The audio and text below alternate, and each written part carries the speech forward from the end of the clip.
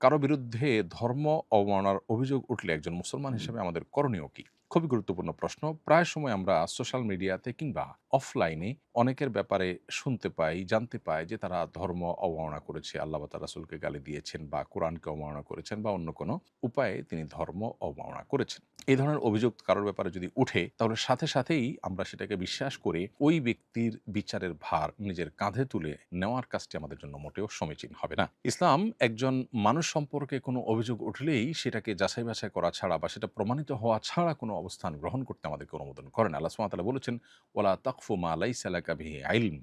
যে বিষয়ে তুমি নিশ্চিতভাবে জানো না, সে বিষয়ে কোনো অবস্থান গ্রহণ করতে যাবে না। আল্লাহ সুবহানাহু ওয়া তাআলা আরো বলেছেন যে, "কোনো ফাসিক যদি তোমাদের কাছে কোনো সংবাদ নিয়ে আসে, ফাতাবাইয়ানু, তাহলে সেই সংবাদ তোমরা যাচাই করবে, সেটার সত্যতা নিশ্চিত হওয়ার চেষ্টা করবে, পরখ করে দেখবে। যদি না করো তাহলে সেক্ষেত্রে তোমরা অন্যের কথায় এমন কিছু করে বসতে পারো যেটা তোমাদেরকে ক্ষতির মুখে ফেলতে পারে।" এই ঘটনা আমাদের দেশে প্রায় ঘটে। অর্থাৎ ধর্ম অবমাননার অভিযোগ উঠেছে আর আমরা সংক্ষুব্ধ হয়ে সেই অভিযুক্ত ব্যক্তিকে পিটিয়ে মেরে ফেলেছি, কখনো পুড়ে ফেলা হয়েছে। এ ধরনের ঘটনা শোনা যায়, যেটা খুবই দুর্ভাগ্যজনক একটি বিষয়। আমাদের সকল মুসলিমদের এই বিষয়টি জানতে হবে যে কোনো ব্যক্তির সম্পর্কে অভিযোগ উঠলেই আমরা সংক্ষুব্ধ হয়ে তার উপর চড়াও হওয়া এবং তাকে পিটিয়ে মেরে ফেলার এই রাইট বা সুযোগ ইসলাম আমাদের জন্য রাখেনি। বরং এ বিষয়টি আসলে তিনি ঘটিয়েছেন কিনা বা তিনি কি বলেছেন সেটার বিচার বিশ্লেষণ করা পর্যন্ত আমাদেরকে অপেক্ষা করতে হবে। একটা মানুষের জীবনের মূল্য অনেক। অতএব কোনো অভিযোগ উঠলেই হতে পারে কেউ পরিকল্পিতভাবে তার নামে মিথ্যা অভিযোগ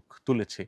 হয়তো তিনি যা বলেছেন তার মধ্যে রং-সং দিয়ে সেটাকে উপস্থাপন করা হয়েছে। হয়তো কেউ শত্রুতা উদ্ধার করবার চেষ্টা করছে। হয়তোবা তিনি যে বলেছেন সেটার পেছনের অন্য কোনো ঘটনা থাকতে পারে। তার ওজরের কোনো জায়গা থাকতে পারে। এক কথায় কোনো ব্যক্তির বিরুদ্ধে ধর্ম অবমাননার অভিযোগ উঠলেই আমরা তাকে অপরাধী মনে করা এবং অপরাধী মনে করে তাকে বিচারের কাজ নিজের কাঁধে তুলে নিয়ে আমরা তার উপর চড়াও হওয়া, এটা উচিত নয়। নবী করিম সাল্লাল্লাহু আলাইহি ওয়াসাল্লাম তার কাছে যখন সাহাবায়ে কেরাম অনেক সময় জিজ্ঞাসা করতেন, হে আল্লাহর রাসূল, অমুকে এই কথা বলেছে, এই কাজ করেছে, যার ফলে আমার মনে হয় তার মৃত্যুদণ্ড হওয়া উচিত। আপনি আমাকে কি অনুমতি দিবেন? আমি তার গর্দান উড়িয়ে দিব। এখানে দেখা যায় যে নবী করিম সাল্লাল্লাহু আলাইহি ওয়াসাল্লাম মদিনা রাষ্ট্রের বিচারিক প্রধান হিসাবে তার অনুমোদনের অপেক্ষা করতেন সাহাবায়ে কেরাম। এ ধরনের ঘটনায় বা এ ধরনের আর্গুমেন্টের ক্ষেত্রে নবীজি কখনো কাউকে পারমিশন দিয়েছেন এমনটা সচরাচর দেখা যায় না। এখান থেকে বোঝা যায় যে সাহাবীরা পর্যন্ত নিজের বিচারে কেউ মৃত্যুদণ্ডের উপযুক্ত মনে হলেও নিজে মৃত্যুদণ্ড সরাসরি কার্যকর না করে নবী সাল্লাল্লাহু আলাইহি ওয়াসাল্লামের অনুমোদনের অপেক্ষা করতেন এবং তার কাছ থেকে পারমিশন নিতেন। এখানে কিন্তু একটা শৃঙ্খলা বোধের শিক্ষা আমরা পাই। বিধায় কোনো ব্যক্তির বিরুদ্ধে ধর্ম অবমাননার অভিযোগ উঠলেই তাকে অপরাধী মনে করা এবং তার বিচারের ভার নিজের কাঁধে তুলে নিয়ে তার উপর চড়াও হওয়া, তাকে পিটিয়ে মেরে ফেলা কোনো অবস্থাতেই আমাদের জন্য জায়েজ নয়। বরং আমাদেরকে এটি প্রমাণিত হওয়া পর্যন্ত অপেক্ষা করতে হবে এবং শান্তভাবে অত্যন্ত ধৈর্যের সাথে এ ধরনের পরিস্থিতিতে আমাদেরকে সিদ্ধান্ত গ্রহণ করতে হবে। অপরাধের মাত্রা অনুসারে তার বিচার এবং শাস্তি নিশ্চিত করতে হবে। নির্দোষ যদি প্রমাণিত হয় তাহলে সেক্ষেত্রে তাকে কোনো শাস্তি দেওয়া যাবে না। এই বিষয়টি আমাদেরকে প্রত্যেকটা মানুষকে খেয়াল রাখতে হবে।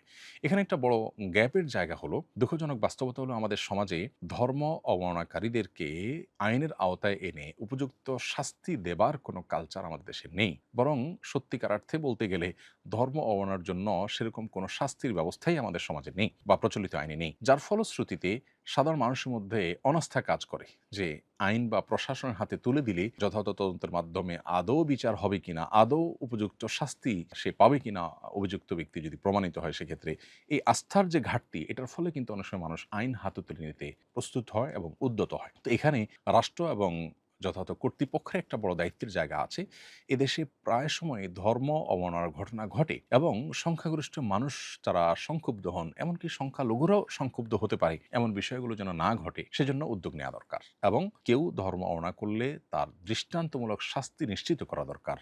সুতরাং ধর্ম অবমাননার ব্যাপারে কঠোর আইন এবং সে আইনের যথাযোগ্য প্রয়োগ, এটি সাধারণ মানুষকে আইন হাতে তুলে নেওয়ার ব্যাপারে নিরুৎসাহিত করতে পারে। আমি আশা করব যে এই ব্যাপারে রাষ্ট্র এবং যথাযথ কর্তৃপক্ষ তারাও দায়িত্বশীলতার পরিচয় দিবেন। একদিকে আমাদের সাধারণ মুসলমানদেরকে যেমন দায়িত্বশীলতার পরিচয় দিতে হবে, অপরদিকে সংশ্লিষ্ট কর্তৃপক্ষ তাদেরও এই বিষয়গুলোকে যথাযথভাবে নিরসন করবার জন্য সদিচ্ছা তাদের থাকতে হবে এবং যথাযথ উদ্যোগ থাকতে হবে, যাতে করে সাধারণ মানুষের আস্থার কোনো ঘাটতি না থাকে। আমরা সাধারণত রাস্তায় ভ্যান বা সাধারণ দোকান থেকে নন ব্র্যান্ডেড কাজল, লিপস্টিক সহ বিভিন্ন কসমেটিক্স ব্যবহার করি, যেগুলোর উপাদান সম্পর্কে জানা সম্ভব হয় না। আবার হালাল সার্টিফিকেট যুক্ত ব্র্যান্ডের কসমেটিকের দাম বেশি হওয়ায় সেগুলো সবার পক্ষে কেনা সম্ভব হয় না। এ অবস্থায় সাধারণ কসমেটিক্স ব্যবহার করা কি শরীয়তসম্মত হবে? কসমেটিক্সের ক্ষেত্রে হালাল হারামের বিষয়টি সম্পর্কে আমাদের বেশিরভাগ মানুষের ধারণা নেই, অথচ আমরা পানাহারের মাধ্যমে যেরকম আমাদের শরীরে হারাম ভক্ষণ, হারাম পান করার অপশন আছে, ঠিক একইভাবে আমরা অনেক প্রসাধনী ব্যবহার করার মাধ্যমেও শরীরে হারাম প্রবেশ হতে পারে। এজন্য এই বিষয়টি আমাদের সতর্ক হতে হবে এবং প্রসাধনীগুলোর কোথায় কি উপাদান আছে না আছে সেটা আমাদের খোঁজ করে বের করা দরকার এবং সতর্ক থাকা দরকার। এবং এগুলোর মাধ্যমে স্পিরিচুয়ালি আমরা ক্ষতিগ্রস্ত হয়ে আধ্যাত্মিকভাবে অনেক সময় ক্ষতিগ্রস্ত হওয়ার সম্ভাবনা বা শঙ্কা থাকে। এজন্য এই বিষয়গুলোকে খুব সিরিয়াসলি আমাদের দেখতে হবে। যে সমস্ত ইহুদি কোম্পানিগুলোর তালিকা আমরা বিভিন্ন মাধ্যমে পাই, আমরা দেখতে পাই সেখানে ফুড আইটেমের চাইতেও বরং যেকোনো আইটেমের চাইতেই তাদের সবচেয়ে বেশি বিজনেস হয়ে থাকে সচরাচর এই ধরনের ইস্যু, অর্থাৎ আপনার প্রসাধনী রিলেটেড বিষয়গুলো নিয়ে তারা কাজ করেন সবচেয়ে বেশি। তো এইজন্য আমাদেরকে এই বিষয়গুলোতে অনেক বেশি সতর্ক থাকতে হবে। যদি আপনি আপাতদৃষ্টিতে হারাম কোনো কিছু আছে বলে সেখানে দেখতে না পান, তাহলে সেক্ষেত্রে এটি আপনার জন্য মৌলিকভাবে ব্যবহার করা জায়েজ আছে। কিন্তু কি আছে না আছে সেটি বিশেষ করে সন্দেহ যখন হবে, মালিক বা প্রতিষ্ঠান অমুসলিম কোনো কান্ট্রি থেকে উৎপাদন করছে, সেখানে সম্ভাব্য কোনো হারাম থাকতে পারে, এরকম যদি মনে হয় এবং সেটা আপনার জানা না যায়, তাহলে অ্যাভয়েড করতে পারলে সেটা অবশ্যই তাকওয়ার দাবি। যে মানুষ যে স্থানে মৃত্যুবরণ করে সে স্থানের মাটি দিয়েই তাকে তৈরি করা হয়েছিল, এই বিশ্বাস কি ইসলাম সম্মত?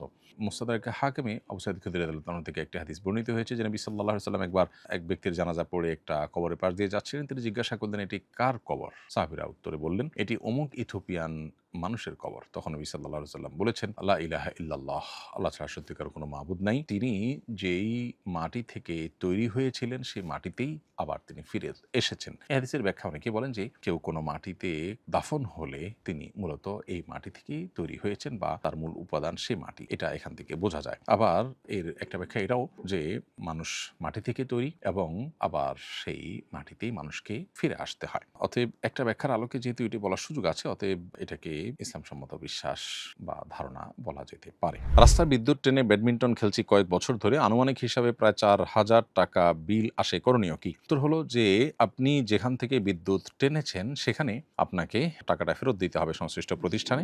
রাস্তার বিদ্যুৎ বলতে যে কোম্পানির বিদ্যুৎ, সেই কোম্পানির বিদ্যুৎ যদি আপনি নিয়ে থাকেন, সেই কোম্পানিতে কোনোভাবে কোম্পানির অ্যাকাউন্টে টাকাটা ঢুকিয়ে দিবেন। কি প্রসেস আছে না আছে সেটা খোঁজ করে বের করতে হবে যে কিভাবে কোম্পানির অ্যাকাউন্টে টাকা দেওয়ার ব্যবস্থা আছে। কোনো ব্যক্তি বিশেষের লাইন থেকে যদি নিয়ে থাকেন, তাহলে সেক্ষেত্রে যার মিটারে এটার রিডিং উঠেছে বা এটার খরচ উঠেছে তাকে আপনি টাকাটা পরিশোধ করে দিতে হবে, না হলে আল্লাহর কাছে আপনি দায়ী থাকবেন। বিশেষ করে শীতের মৌসুমে আমরা অনেকেই ব্যাডমিন্টন খেলি এবং এক্ষেত্রে যেখান থেকে সেখান থেকে বিদ্যুতের লাইন নিয়ে নেই এবং লাইন থেকে বিদ্যুৎ নেওয়াটাকে আমরা অন্যায় বা অপরাধ মনে করছি না, অথচ আপনি যে বিদ্যুৎ ব্যবহার করছেন এটা মূল্য পরিশোধ না করলে আপনার খেলা জায়েজ হবে না।